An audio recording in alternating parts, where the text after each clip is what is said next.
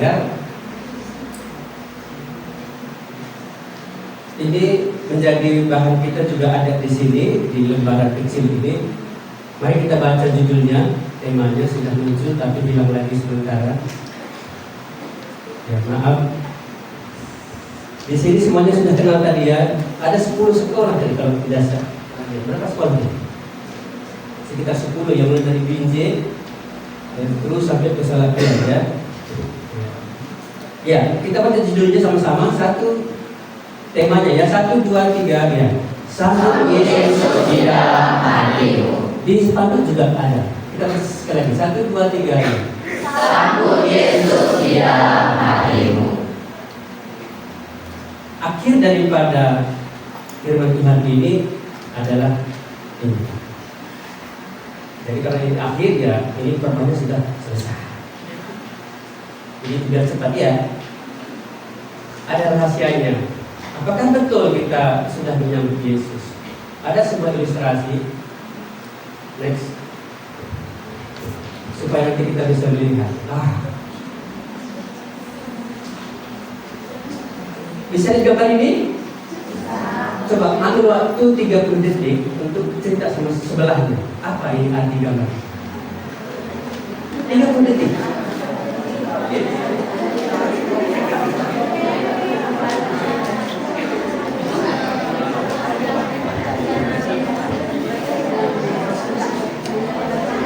Dua 24, 25, 26, 27, 28, 29, 30. Selesai. Tampaknya kalau cerita ini gampang ya. Gampang sekali. Gambar apa ini? Orang lagi jatuh Cinta. berbunga-bunga, pacaran, jauh di mata tapi dekat di hati. Apalagi dekat. Wow, itu seperti di surga. Coba angkat tangan yang belum jatuh cinta. Yang belum angkat tangan. Nanti ketahuan.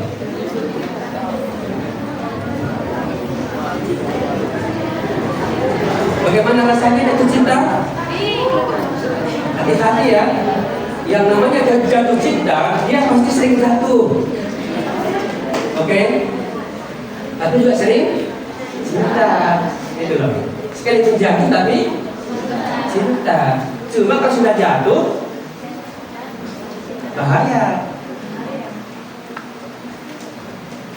Lihat yang kedua gambar ini. Ini bahaya.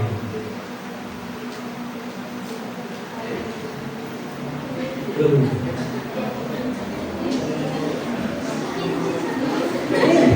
Makanya jatuh cinta itu jangan buru-buru. Ini loh. Coba ambil 10 detik. Ini lagi ngapain? 10 detik. Pasang.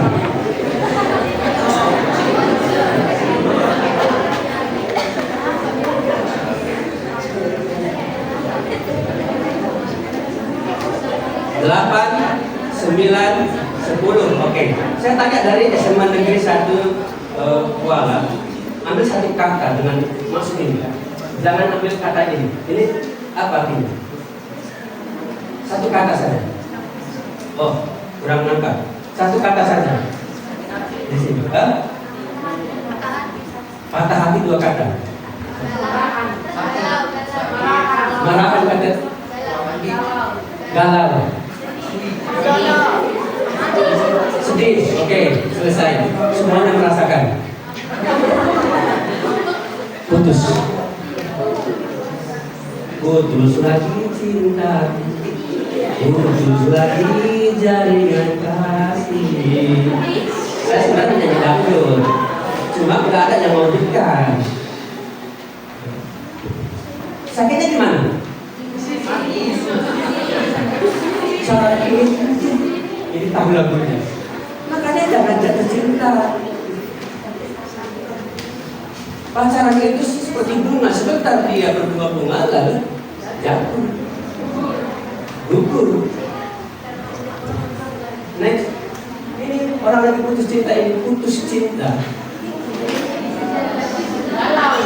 Yuk kita baca sama-sama. 1, 2, 3 ya. Sedih. Kasihan ya. sendiri itu paling tidak enak. Makanya ada yang pacaran supaya ada kawan. Betul nggak? Siapa yang belum pacaran kan? Ya, yang belum pernah. Banyak. Ya. Tolong difoto ya. Tolong difoto.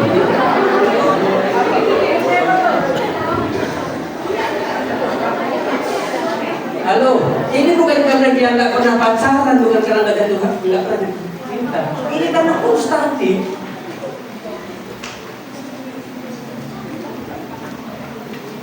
Sakitnya lebih parah daripada nggak pernah jatuh cinta. Saya sudah merasakannya.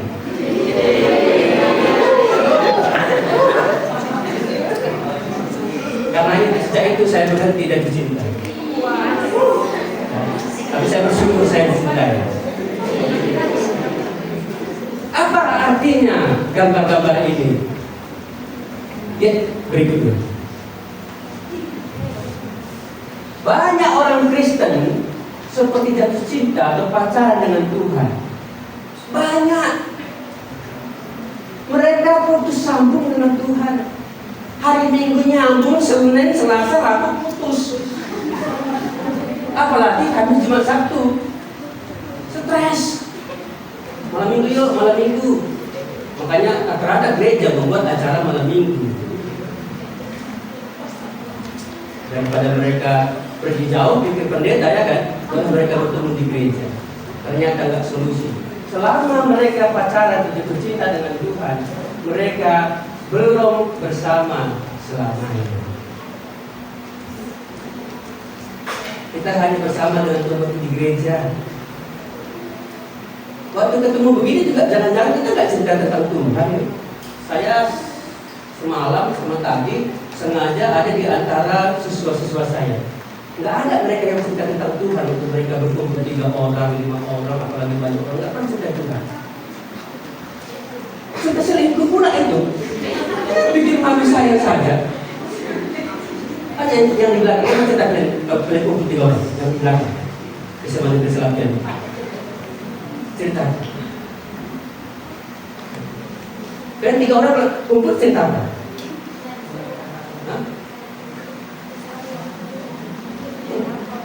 Karena apa? Karena mereka nggak bersama selamanya. Itu orang yang jatuh cinta, itu orang yang pacaran.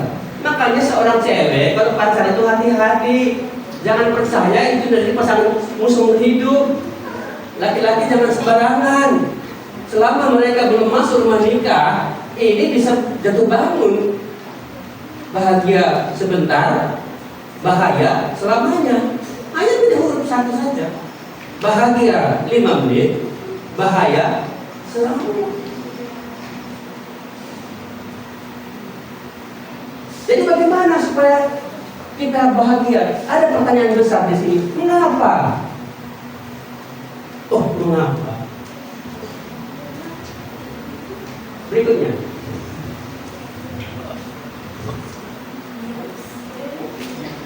Karena mereka belum menerima atau menyambut Yesus di dalam hati. Seperti orang yang sudah menikah.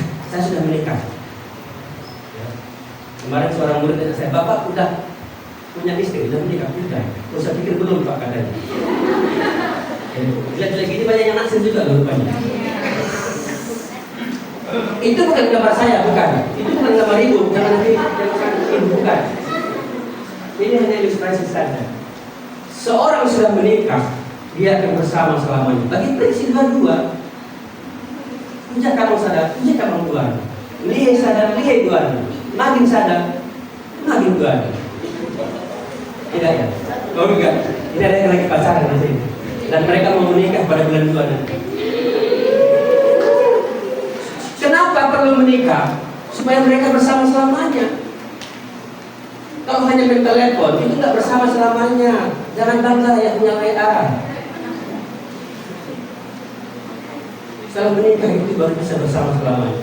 Maka sebelum masuk rumah nikah ini, kita ada satu proses pengenalan diri. Kita ada proses untuk memahami arti sebuah kehidupan menikah ini. Anak-anak kami nanti kalau mau menikah konseling dulu dengan saya ya. Dan saya bimbing bagaimana menikah. Karena hari ini ya rata-rata 75% anak-anak di sekolah bercerita mereka itu anak dari keluarga yang berantakan. Saya guru wali, saya menemukan beberapa siswa. Ya. Dia bilang sama saya, Pak, bapak saya sudah cerai, Pak. Mama saya sudah menikah lagi, bapak saya menikah lagi. Saya di mana, Pak? Belum mana saya tahu. Saya tahu, Pak. Tapi karena saya guru walinya, membimbingnya, saya bilang tenang dia, jangan di tempat lain yang cerita begitu. Terus saya ceritakan tadi. Harusnya nggak boleh diceritakan itu, tapi itulah problem kehidupan hari ini. Menikah mereka hanya bertahan beberapa tahun saja. Setelah mereka merasa bosan, mereka pisah. Saya harap anak-anak Tuhan yang ada di sini memahami arti pernikahan itu. Saya mengonseling mereka. Saya bilang, pikirkan menikah ini, pikirkan 40 tahun ke depan. Umur menikah berapa waktu itu? 30 ya, belum menikah ya. 30, kalau 40 tahun berapa umurnya nanti? 70, kalau 70 dia mau pisah silahkanlah. Siapa lagi yang mau kan? Kalau masih muda-muda begini menikah kalian, itu pikirkan 5 tahun, 20 tahun ke depan. Jadi nggak mudah untuk memasuki menikah ini. Makanya satu hal yang penting untuk kita menikah, kenali dulu siapa yang akan bersama kita selamanya. Siapa sebenarnya yang bisa menolong menyelamatkan aku selamanya. Kalau dalam keluarga mungkin 50 tahun ke depan, tapi untuk kehidupan kita di dunia ini ada kehidupan yang selama-lamanya. Berikutnya. Dan ini alasannya sangat tragis. Di kertas saya tulis ini tragis. Ya, sangat mengerikan. Mari kita membaca ayat ini. Lukas 18 ayat yang ke-17.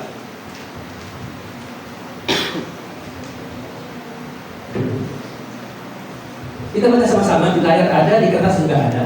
1, 2, 3 ya. Aku berkata kepadamu, sesungguhnya barang siapa tidak menyambut kerajaan Allah seperti orang kecil, ia tidak akan masuk ke dalamnya. Tadi ilustrasi pernikahan, menyambut seorang yang dikenalnya menjadi bersama selamanya. Sekarang Alkitab bercerita, Yesus berkata, aku berkata kepadamu, sesungguhnya barang siapa tidak menyambut kerajaan Allah, ini ada anak kecil, seperti seorang anak kecil. Makanya waktu kecil kita udah bagus sekali kita dengar firman Tuhan. Tadi ada 2 anak kami di sini ya. Waktu SD mereka ikut SEAL yang sekolah di liburan, mereka dengar firman Tuhan, mereka menyambut kerajaan Allah itu. Dan saya senang tadi mendengar mereka bercerita. Bisa mereka keluar dari dosa, bisa mereka menerima diri mereka apa adanya. Itu karena apa? Karena ada Allah, ada kerajaan Allah, ada Yesus di situ. Orang siapa tidak menyambut kerajaan Allah seperti seorang anak kecil, ia tidak akan masuk ke dalamnya. Bukan berarti ada SMA terlambat, enggak. Karena yang tua-tua itu juga enggak terlambat kok. Hanya pada waktu kita mendengar firman itu, apakah kita bisa menyambutnya begitu? Saya menerima Yesus, saya menyambut Yesus itu di umur 20 tahun. SMA kelas 3. Saya SMA 20 tahun. Ketuaan. Ya, SD saya nggak naik 1 tahun, ya. Masuk sekolah pun sudah berumur 7 tahun. Jadi saya umur 20 lah, memang belum genap waktu itu tahun, tapi saya umur 20. Dan saya ingat Tuhan memberi saya satu kehidupan yang baru, kehidupan di mana saya ada di dalam kerajaan Allah. Hidup di dunia ini seperti di neraka rasanya. Meskipun bapak mama orang percaya, meskipun orang kaya, meskipun semua sarana prasarana tersedia, tapi hati tetap merana. Bukan itu yang bisa menghiasi hati kita, hanya Allah saja. Dalam kerajaannya, hati kita dipuaskan oleh Tuhan. Sebenarnya orang jatuh cinta itu rahasianya satu saja, waktu dia bersama selamanya. Tapi kan waktu pacaran jatuh cinta kan tidak selamanya bersama. Makanya sedihnya lebih banyak daripada bahagianya. Kalau sudah menikah dia, itu bahagianya. Meskipun menderita banyak, tapi bahagianya lebih banyak karena dia bersama selamanya. Waktu kita menyambut kerajaan Allah, kita masuk ke dalamnya, maka hidup kita Allah yang senantiasa memperhatikan. Allah yang berkarya dalam hidupku. Karya terbesar itu cuma di lagu. Di hidupku kapan dia berkarya? Karya Allah dalam hidup ini sangat menentukan sekali. Tapi apa rahasianya? Maka di sini dikatakan, barang siapa tidak menyambut kerajaan Allah. Maka saya dengan tema hari ini, sambut Yesus di dalam hatimu. Kita mungkin banyak mendengar tentang Yesus. Berapa kali sudah ikuti Natal. Kita orang Kristen dari kecil kita sudah dinyanyikan dengan lagu-lagu rohani. Tapi kalau kita tidak menyambut di dalam hati kita, kalau kita tidak mengalami masuk ke dalamnya, kita tidak akan bisa menikmati apapun. Kabukan bahagia, kabukan sentosa, kabukan ke surga. Itu cuma di lagu. Kita nggak merasakannya. Pulang dari sini saya nggak yakin kalian kalau begini-begini saja nggak akan bahagia. Jadi supaya bahagia itu, ini rahasianya nih, menyambut kerajaan Allah. Ada sering istilah untuk anak-anak kecil, masa kecilnya kurang bahagia. Pernah dengar ya? Masa kecil kurang bahagia. Maka bawaannya masa remaja pasti nggak bahagia, masa muda pasti nggak bahagia, apalagi masa tua nggak bahagia. Tapi bersyukur anak-anak kecil itu mereka menyambut kerajaan Allah dan mereka bahagia. Dan orang-orang yang bahagia hari ini, saya yakin mereka yang masa kecil mereka sudah menyambut Yesus. Bagaimana kalau kita sudah lewat masa kecil? Sekarang ini sudah masa remaja, masa pubertasnya, masa muda. Apakah terlambat? Tidak akan terlambat. Ini kesempatan kita hadir di Natal ini supaya kita bisa menyambutnya. Kita menyambut Yesus itu karena hari ini hari yang dimana kita sepakati mendengar berita tentang Yesus. Lihat berikutnya. Karena tanpa Yesus di dalam hati, karena tanpa Yesus di dalam hati, mungkin ada Yesus tapi di luar sana, di surga dia ada, di gereja dia ada, di lagu dia ada, mungkin di dalam teman-teman ada, tapi di hati kita nggak ada. Ini yang terjadi. Tidak masuk ke dalam kerajaan surga. Bohong semua informasi pengajaran agama-agama itu loh.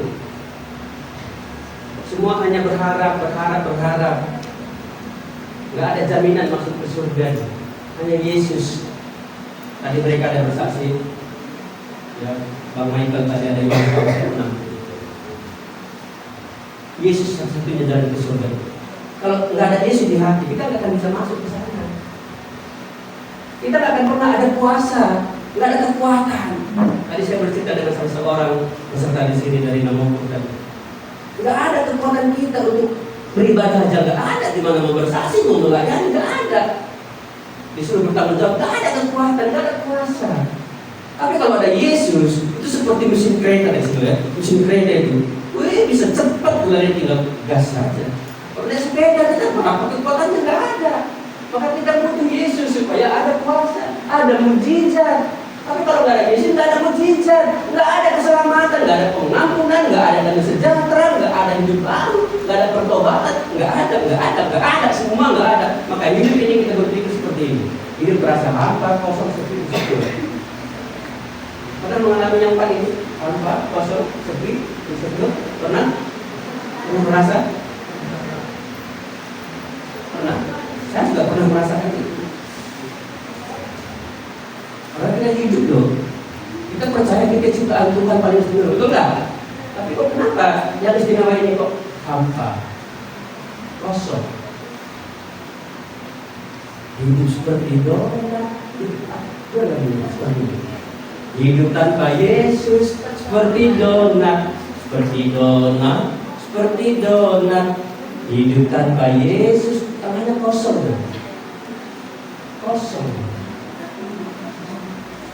hampa. Wajah-wajah cantik ini, wajah-wajah yang ganteng ini, kalau tanpa Yesus itu rasanya sepi loh. Di sini ya kita bisa senyum, ya kan? Kalau lagi di rumah, stres kita ini. Ma, tolong ma, ini ma. Tidak bantu sama mama, datang ke mama yang merepet, ya kan? Makin parah lah. Kenapa? Karena hidup kita ini nggak aman. Di mana pun kita nggak aman. Kita pikir di sekolah itu aman, nggak aman. Di rumah aman, nggak aman. Gelisah, galau, merana. Ini kan rasa-rasa hidup tanpa Yesus. Itu sebabnya kita perlu untuk mengenal Yesus.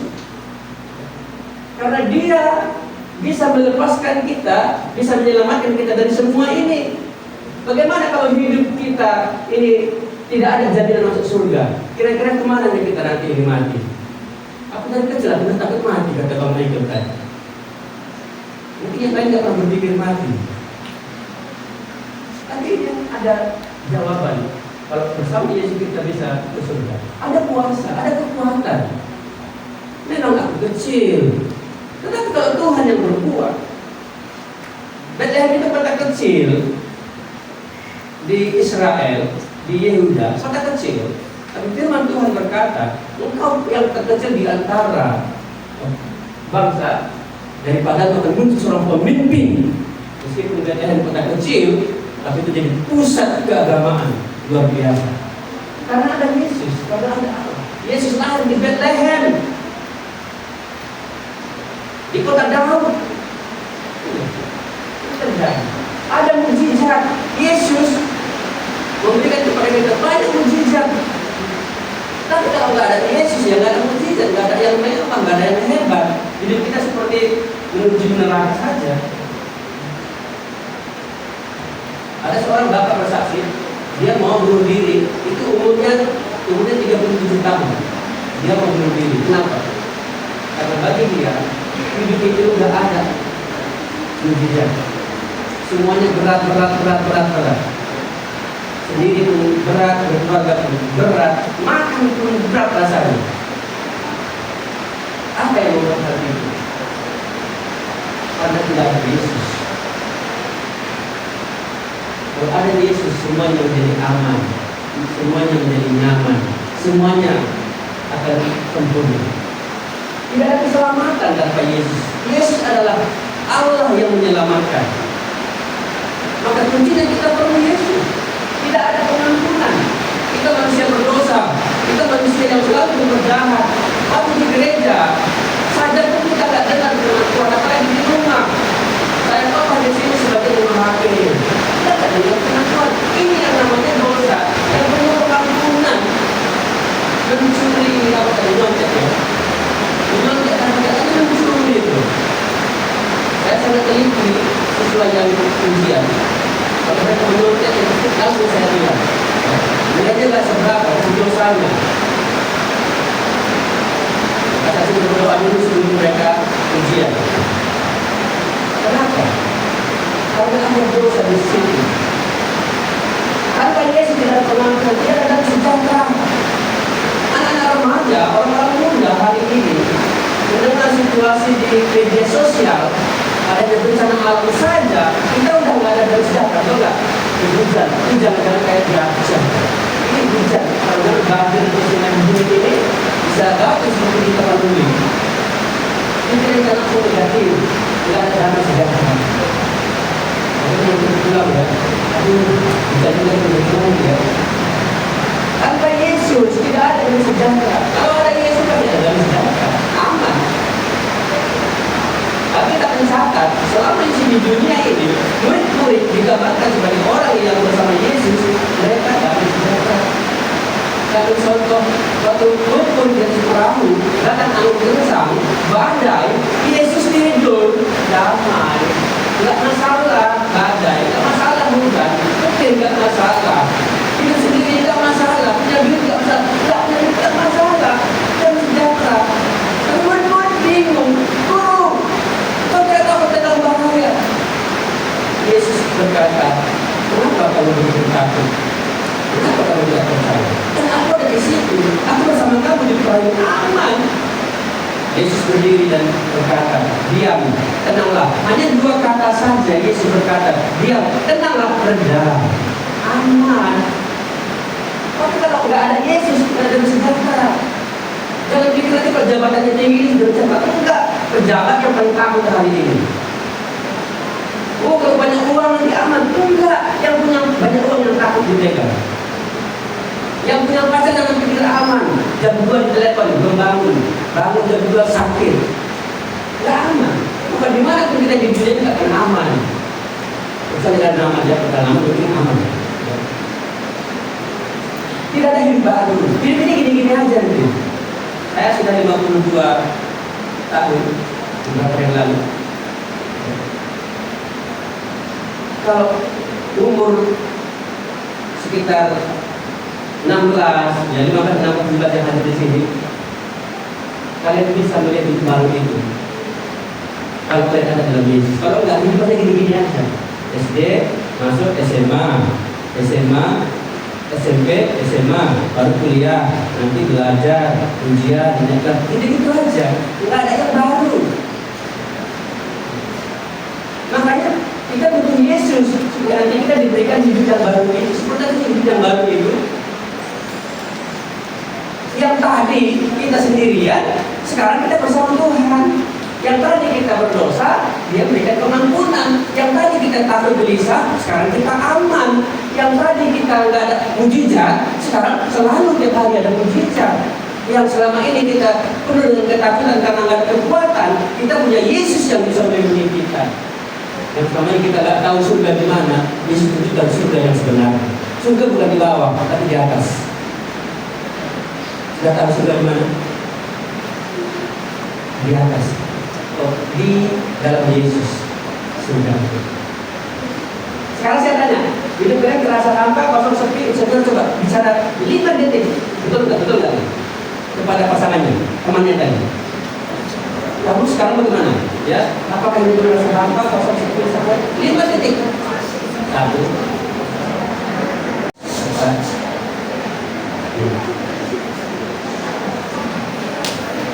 Oke, saya bagaimana nih? Saya mau mengajak kita menyanyi satu lagu nomor 7 di situ. Yesus sudah datang. Dia bisa menolong kita dalam semua ini. Nomor 7. Ada lagu saya tadi nggak dipelajari, tapi saya mau kita nyanyi. Yesus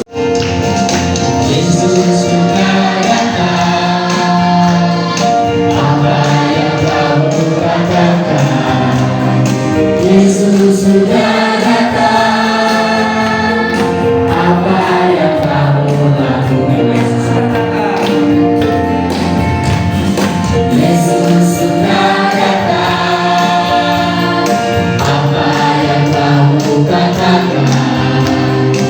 Yesus sudah datang. Apa yang kamu lakukan? Aku percaya Yesus. Oh, oh, oh. Aku terima Dia. Oh, oh, oh. Sebagai Tuhan dan Juru Selamatku. Oh, oh, oh. Aku percaya Yesus. Oh, oh.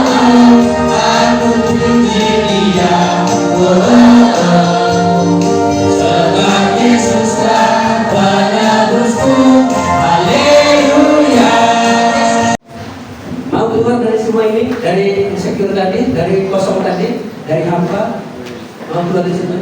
Ini solusi. Mari kita melihat berikutnya gambar yang tadi dimunculkan.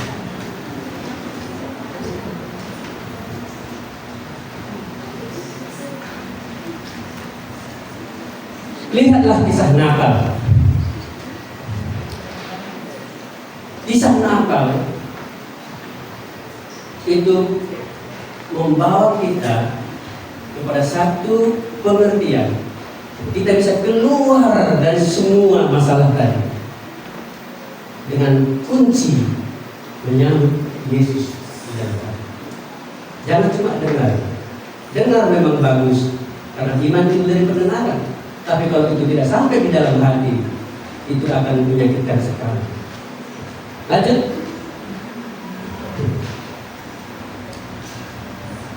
Lihatlah kisah Natal. Ada gembala-gembala. Dalam Lukas pasal yang kedua, itu dicatat semua tentang kisah itu. Kita hanya baca 2 ayat itu saja. Lukas 2 ayat 10 dan 11. Di kertas juga ada. Mari kita baca bersama-sama. 1, 2, 3 ya.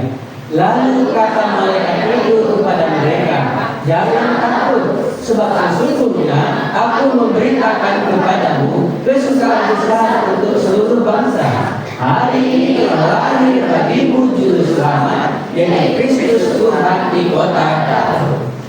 Gembala-gembala Mereka memiliki kehidupan yang tanpa Allah, tanpa Yesus sebelumnya. Tapi datang kabar dari malaikat kepada mereka, dan hari itu nanti sejarah kehidupan mereka sampai hari ini, kisah mereka dicatat. Saya alumni SMA Negeri Tuan, tapi nggak pernah dicatat kisah saya di Natal, nggak pernah disinggung, kecuali saya di Natal ya. Di PK mereka juga nggak pernah mereka ceritakan tentang saya. Tapi kisah gembala-gembala ini selalu diingat, apalagi di hari Natal, selalu terlalu pendeta di situ. Mau kisahnya dicatat dalam catatan Tuhan? Tentu pada saat kita menyambut Yesus, menerima Yesus. Gembala-gembala itu menerima kabar baik dari malaikat ini. Jangan takut. Ini sejarah. Mereka akhirnya bisa berbahagia. Kalau kita baca kisah itu, mereka pulang memuji, memuliakan Allah. Mereka bergembira. Kenapa? Karena telah lahir bagimu juru selamat itu Kristus Tuhan di kota Daud. Siapakah sebenarnya yang lahir ini? Siapa yang kita rayakan di Natal ini? Yang kita ingat di Natal ini? Kisah gembala itu hanya sebagai bukti, sebagai saksi bahwa ada yang pernah lahir ke dunia yang bisa menyelamatkan kita, yang bisa melindungi kita. Dia juru selamat, dia Kristus, dia Tuhan. Matius 1 ayat 21, kita baca lagi bersama-sama. Siapakah sebenarnya yang lahir ini? 1, 2, 3, ya. Ia akan melahirkan laki-laki dan engkau akan menamakan dia Yesus, karena dialah yang akan menyelamatkan umatnya dari dosa. Dialah yang menyelamatkan umatnya dari dosa mereka. Itu namanya Yesus. Dialah yang menyelamatkan umatnya dari dosa mereka. Itu sebabnya kita perlu sambut Yesus di dalam hati, supaya kita berdosa. Kita yang berdosa, kita bisa diselamatkan. Tahu apa upah dosa? Sebenarnya maut sedang menanti kita karena kita berdosa. Betul nggak? Itu betul firman Tuhan. Upah dosa ialah maut. Kalau kita berbuat dosa berarti akan apa? Terima maut. Kita sedang ditunggu ini. Sebenarnya setiap hari ada orang masuk neraka loh hari ini. Kita hanya nunggu antrian saja nih. Saya nggak tahu nomor berapa antrian kita ke neraka ini. Karena upah dosa maut. Udah tahu nomor berapa? Belum tahu. Perlu ditanyakan? Biar saya telepon. Gak usah kita tahu nomor berapa ya kan? Tapi kita tahu kita orang yang berbuat dosa itu pasti dihukum. Tetapi ada juru selamat yang baru lahir. Hari ini telah lahir bagi juru selamat, yaitu Kristus Tuhan di kota Daud. Namanya Yesus. Siapa yang mau diselamatkan dari dosanya, ada solusi. Kalau kita tadi tidak punya harapan dalam hidup ini, insecure, hampa, kosong, kita nggak pernah ada kuasa, nggak pernah yakin ke surga, kita nggak pernah ada mujizat, kita nggak ada pengampunan, kita nggak ada dan sejahtera. Ada solusi yang Allah sediakan di hari Natal. Berikutnya, gembala-gembala itu menjadi saksi. Kisah ini bukan dongeng. Ini bukan buatan manusia. Saksi 2 atau 3 orang, suatu perkara itu dinyatakan sah. Berapa orang gembala-gembalanya di situ? Wah, anak SMA hari ini katanya sulit untuk menghitung pendidikan. Mereka pandai nyanyi, mereka pandai memasak, tapi tidak pandai begitu. Berapa?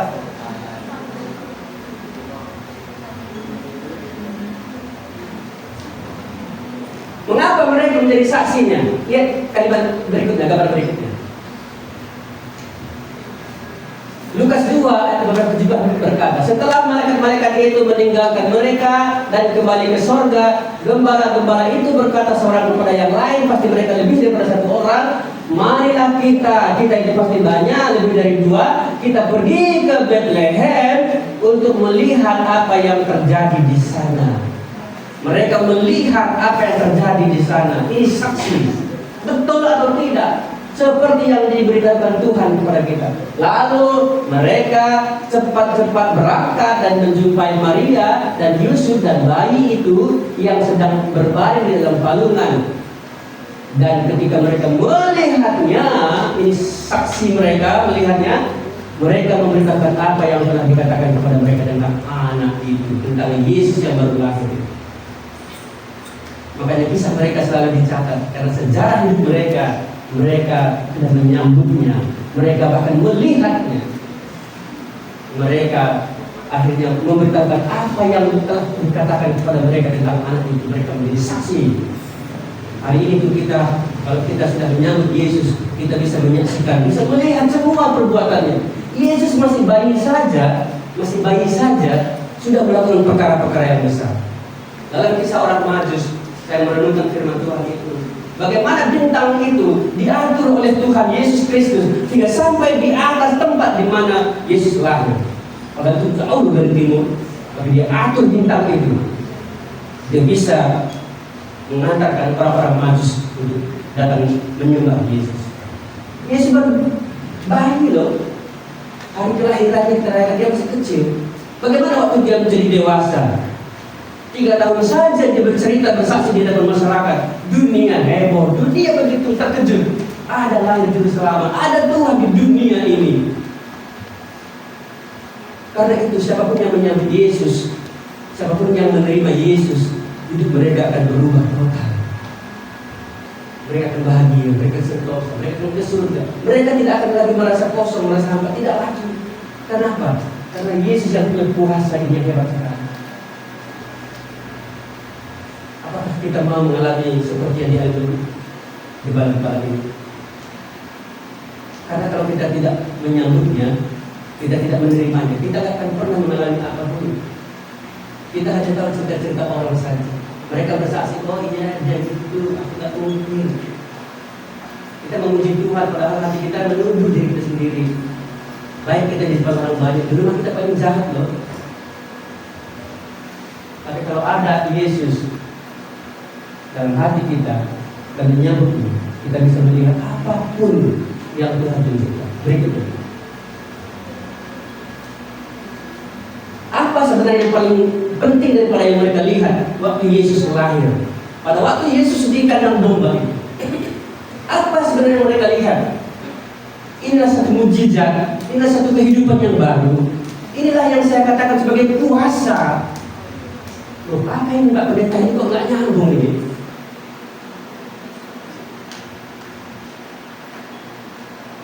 Dua detik untuk diskusi. Tentang apa ini? 2 detik. 1, 2, nggak sempat ya? Oh. 7 detik, ya. Tentang apa ini? 1, 2, 3, 4, 5, 6, 7. Selesai. Gembala-gembala mereka melihat sesuatu yang ajaib terjadi pada waktu Yesus lahir. Keterangannya guys, kelanjutan. Next. Yesus lahir dan mati. Untuk apa Yesus lahir? Untuk mati. Kita hanya tahu Yesus lahir di hari Natal, tapi kita nggak tahu Yesus mati di hari Paskah. Gembala-gembala sudah tahu ini yang namanya dia punya hidup baru. Dia punya kuasa, bisa melihat tentang kekekalan. Dia bisa melihat pengampunan di kayu salib itu. Dia bisa melihat ada damai sejahtera. Di waktu Natal kita harus melihat itu. Kalau enggak itu berarti kita belum menyambut Yesus. Yang sudah menyambut Yesus ada kuasa itu, ada mujizat terjadi di sana. Makanya anak-anak Tuhan sekalipun tidak punya pengetahuan tinggi, sekalipun orang desa nggak punya uang, punya pengetahuan tinggi, dia bisa melakukan perkara-perkara besar. Karena ada Yesus, Allah ada dalam hidupnya. Semoga yang SMP paham bahasa ini. Kembalikan gambar yang tadi. Jadi pada waktu gembala-gembala melihat Yesus yang dilahir di palungan itu, mereka melihat, ini mengapa di kandang domba? Mengapa Yesus di kota Bethlehem, di kota Daud? Di sana nanti Yesus disalibkan di Yerusalem, di kota Daud itu. Di situ nanti Yesus betul-betul mengalami, menunjukkan sebuah pelepasan akan dosa itu, supaya terjadi pengampunan dosa tanpa kayu salib.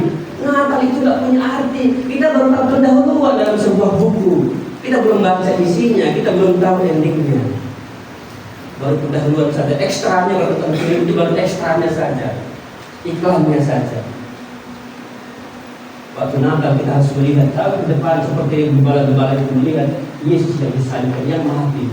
Untuk apa? Untuk pengampunan, untuk kedamaian sejahtera, untuk menyelamatkan umatnya dari dosa mereka. Saudara dan saya hari ini punya peluang besar diselamatkan karena kita mendengar kabar ini. Semuanya mendengar kabar ini. Hanya Yesus satu-satunya yang bisa menghapuskan dosa di dunia ini. Jadi itu apa Yesus lahir? Dia mau bilang, saya lah nanti akan menghapuskan semua dosa-dosa ini. Makanya malaikat berkata, lihatlah anak domba hari ini telah lahir bagi menjuru selamat kesucian di kota Daud. Yohanes melihat, lihatlah anak domba Allah yang menghapus dosa dunia. Ada banyak orang-orang yang sudah bertemu dengan Yesus memberi kesaksian ini. Yesuslah satu-satunya jalan keselamatan, jalan kepada surga itu. Tidak ada yang lain. Maka tidak ada cara lain kecuali kita menyambut Yesus, menerima di dalam hati kita. Kalau kita hanya dengar, kalau kita hanya mengerti, tapi kita tidak bersama Yesus, menerima Yesus, tidak akan pernah terjadi keselamatan dari dosa. Padahal kalau kita dalam dosa, nggak akan enak ayam goreng itu. Nggak enak ayam goreng itu kalau dosa di sini. Tapi kalau dosa sudah selesai, cabenya sudah enak.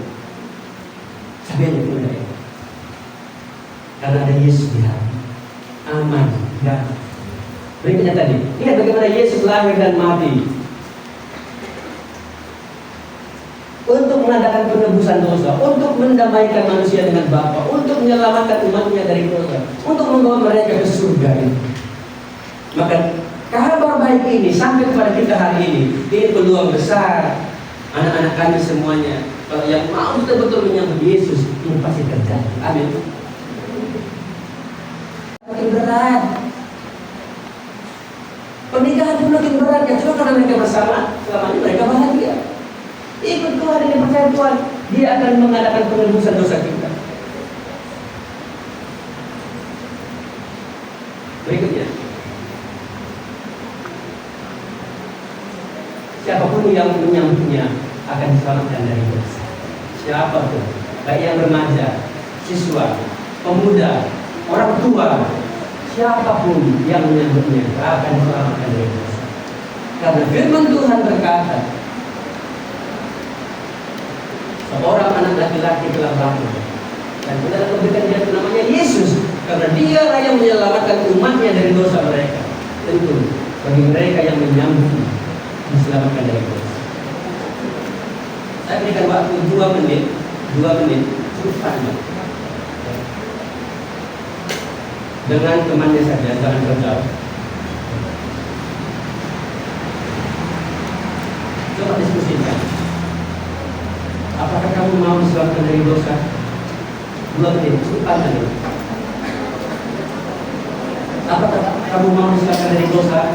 Apa kerja dosanya? Coba diskusikan. 2 menit. Mulai dari sekarang.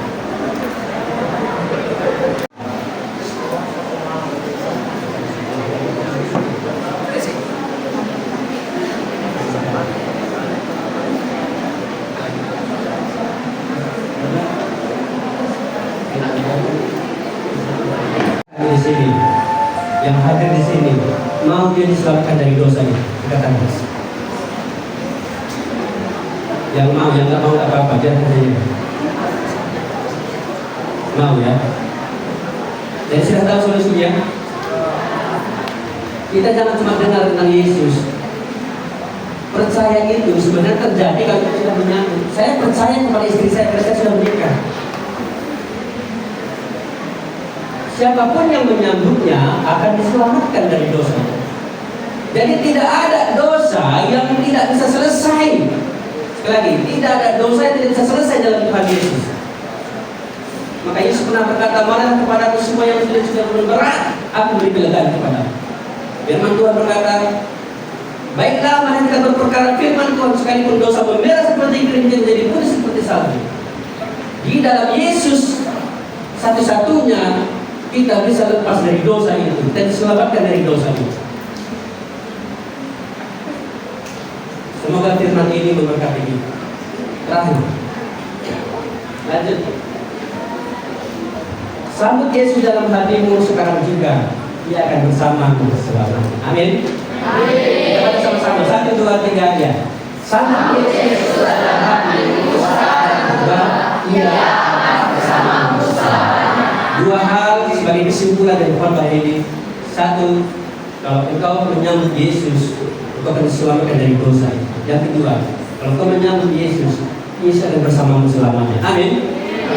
Mau bersama selamanya? Seperti orang sudah menikah, selalu bersama dengan pasangan. Jangan cuma hari ini saja bersama Yesus. Jangan cuma waktu ibadah dengan Yesus, tapi setiap waktu, setiap saat kita selalu bersama Yesus. Amin. Kita baca sekali lagi sama-sama. 1, 2, 3 ya. Sambut Yesus dalam hatimu sekarang juga, Ia akan bersamamu selamanya.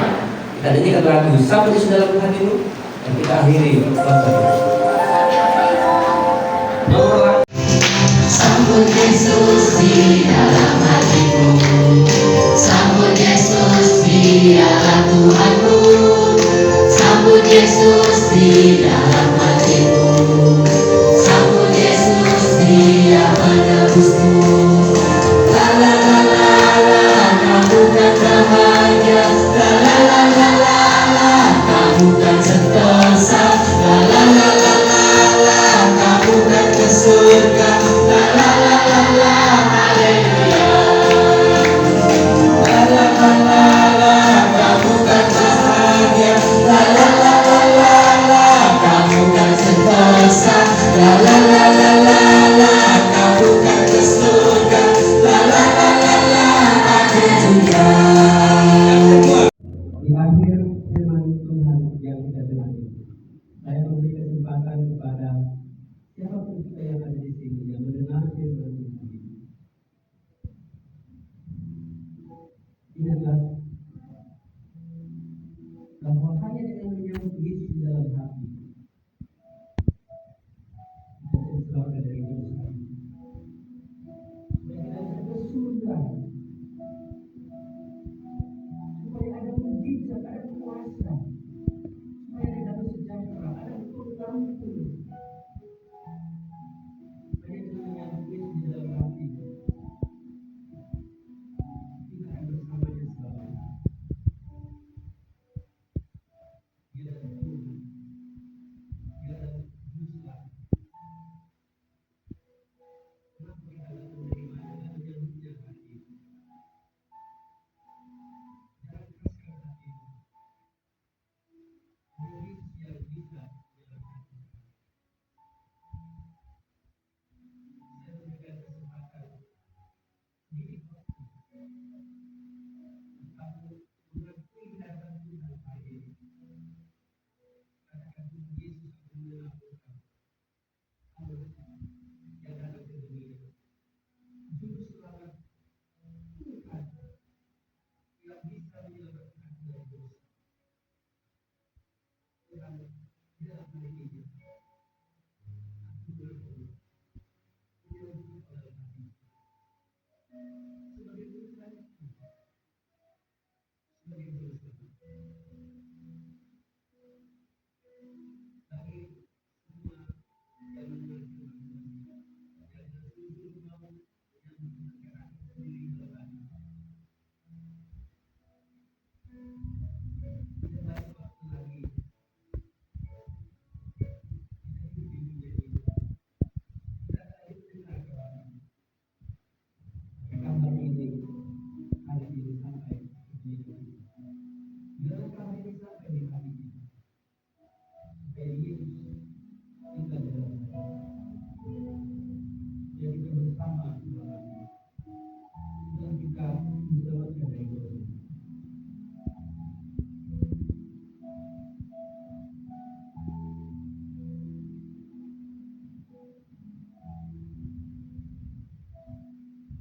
Tuhan Yesus, Hamba sudah selesai.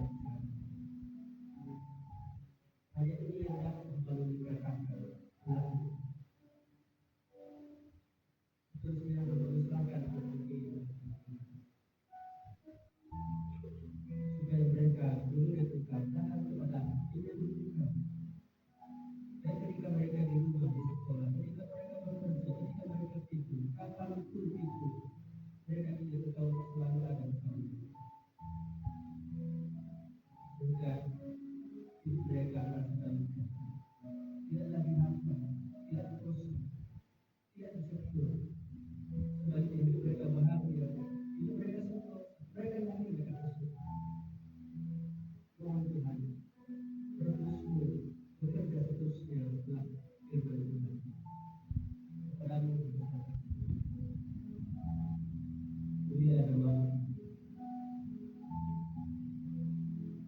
Apalagi antara anak kami ini yang merindukan kelepasan dari dosa dan Tuhan ini.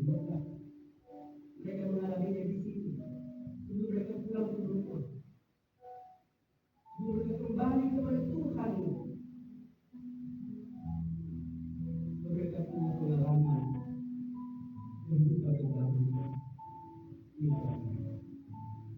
Katilah anak Tuhan, bangsa Tuhan yang ikut bergumul, berdoa, acara itu. Bagaimana mereka merindukan dan terjadi keselamatan di rumah. Mereka Tuhan yang sampai melakukan itu. Dan berkatilah mereka yang sudah berjuang, sudah bergumul, dan sudah berdoa untuk Tuhan. Bahkan Tuhan kami yang sudah hadir di sini, dalam mereka pulang dari sini. Mereka dari sini. Dalam Kristus Yesus kami jadikan Tuhan.